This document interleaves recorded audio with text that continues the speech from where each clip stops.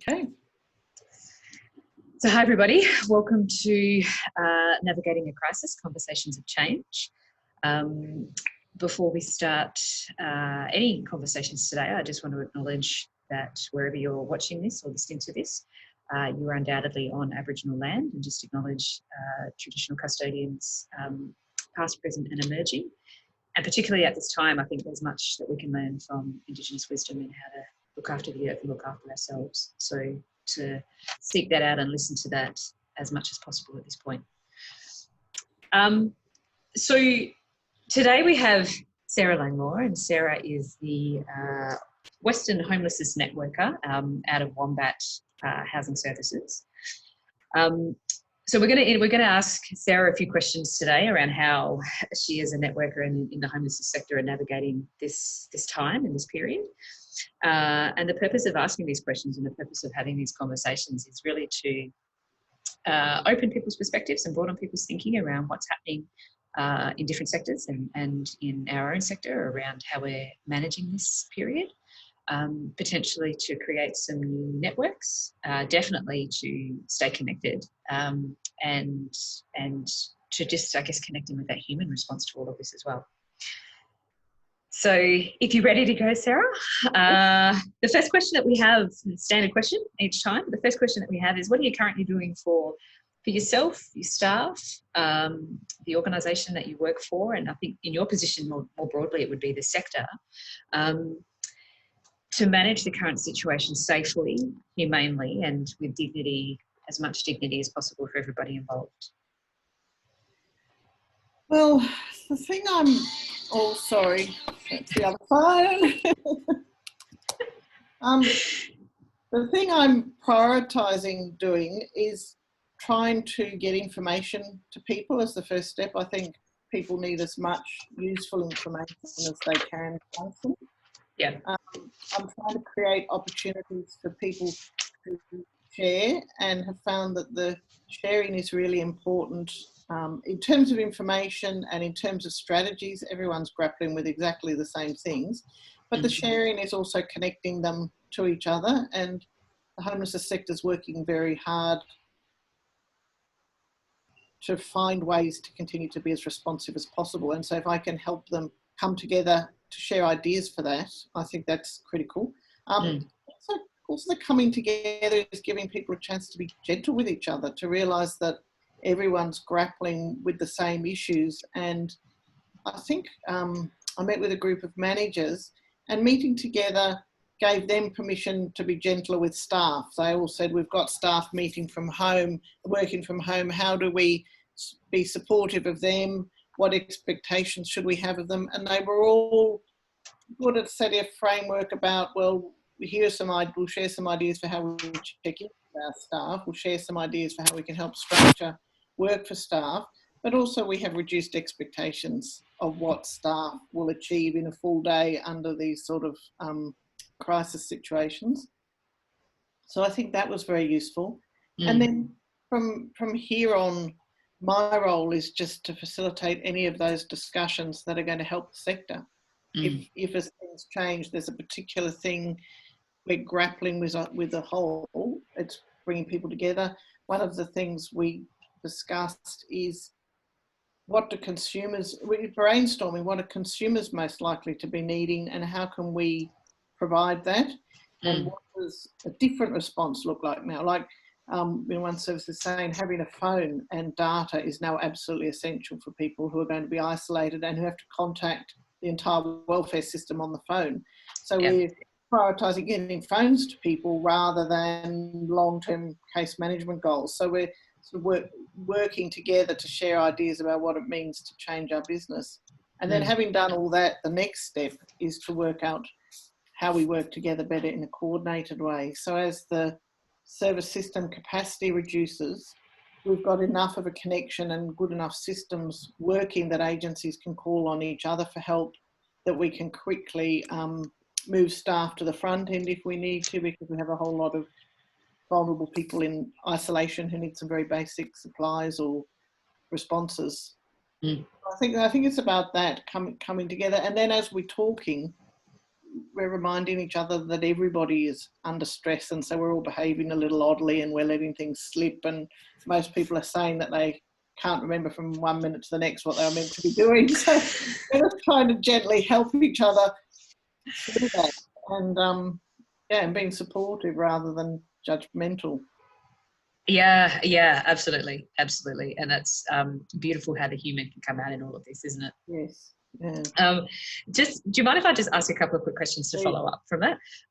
When we were speaking earlier, you had mentioned some strategies that or two things, the strategies that DHHS were looking to bring in to help the situation at present. So just if you could give a little bit of information about that.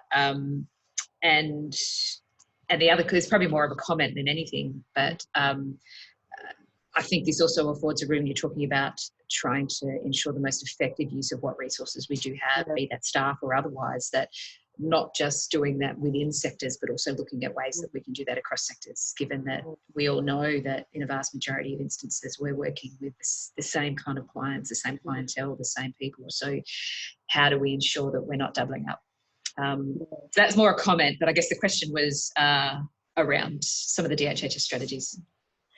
The first thing we understand they're bringing into place, and we were due to have a ministerial announcement earlier this week, was the department's trying to bulk purchase hotel rooms, and no doubt there are many vacant hotel rooms. There's one in New Orleans that I'm not going to use. And so I think they'd like to purchase them for people who are vulnerable, who need to self-isolate and can't afford to. So we've got a huge number of people on the streets. We'll have households breaking down because of family violence, have people who are currently couch surfing. We've got an enormously high number of people in overcrowded situations. And so if those households need to break up and people are living in poverty, they have no capacity to purchase any alternative sort of accommodation.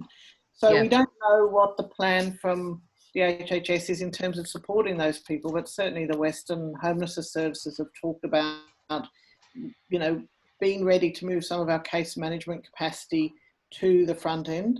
So case managers at the moment are going through steps to make sure that consumers have everything they need to get them through the crisis. And of course, a lot of focus on their long-term goals has to stop because there are a lot of resources they can't access at the moment.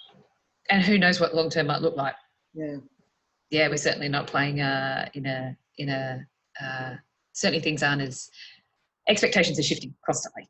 And we've already talked about every year we survey consumers about their experience of the homelessness system, and we've already talked across the North and West about focusing this year's consumer survey on surveying consumers about this experience. What worked, what resources helped them, what would they have liked, what did it mean to have more money from Centrelink, what were the advantages of not being evicted through this period. So we can collate that, and that can inform our responses into the future. Also about technology. I mean, we've already been talking about using more online technology to reach out to consumers so they're not always having to come into our services. And I think some of those things will probably be raised again in the answer to question 3 today, but I'm glad that you're going there, because it does feel like there's a lot of possibility, and there's definitely the time now to test those new strategies and new ways. We've been forced to. So it's great that we can learn from it. And I think that sounds awesome about using the consumer survey to get some feedback about how this situation's been managed.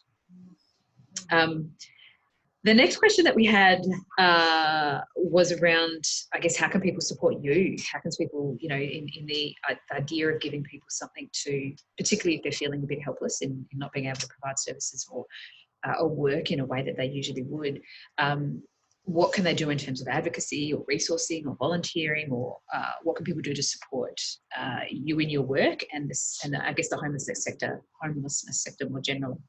Is there any suggestions you have?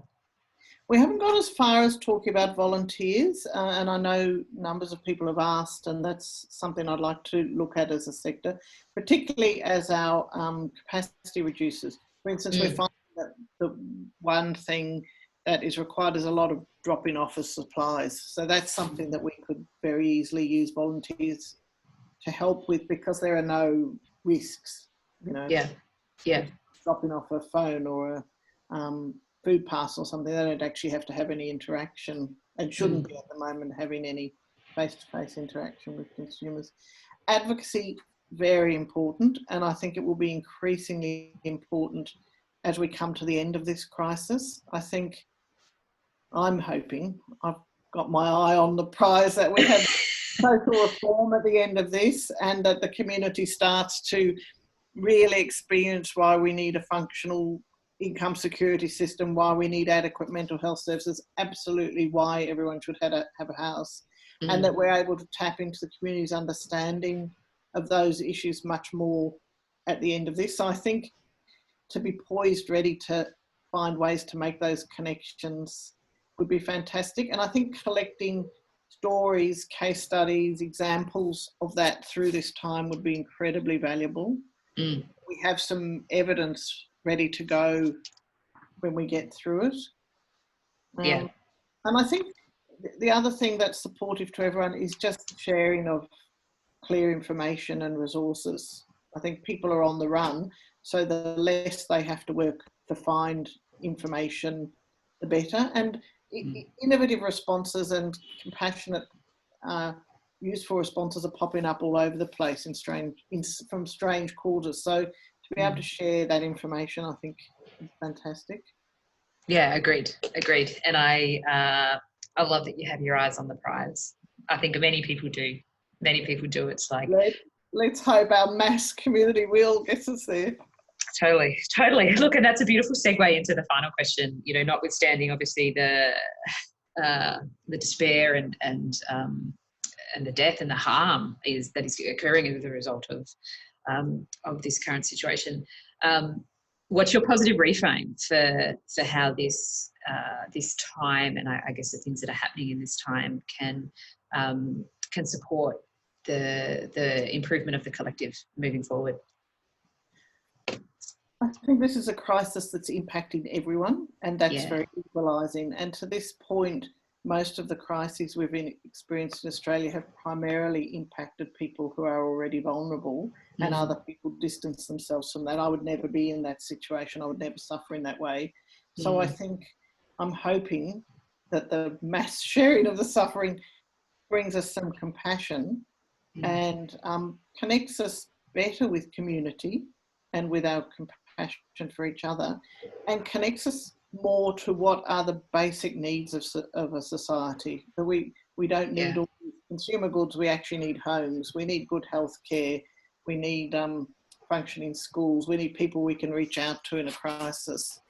And I think being more connected to that can only be good. And that those things are valued, not just we need them, but they're actually valued and prioritised. Yeah. I absolutely adore the tweets I've been seeing from supermarket workers who say, you know, I thought the important workers were people who work in the film industry or something, and suddenly I'm being called an important worker. And I think we're really recognising what we actually need to function as a society is people working in the supermarket and people collecting the rubbish. It's not about people working in the stock exchange and television industry. Correct. I agree with you. It just reminds me of there was an instance, oh gosh, it was decades ago in New York when the sanitation workers went on strike, and within 6 days they had a response.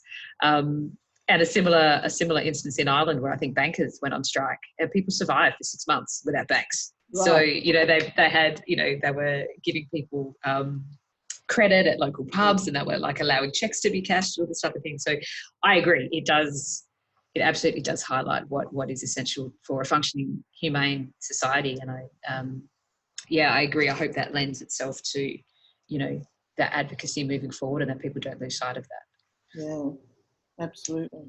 But it's been such a pleasure talking with you. Thank you so much. And if it's okay with you, is there a contact, or maybe I'll find out from you afterwards, or put a contact email or something in, or somewhere that people can receive information or stay connected or find out more about what is happening in the housing sector. I'll pop that on the link. But it's been a pleasure. Thank you so much, Sarah. Thanks, Naomi. Cool. Ciao.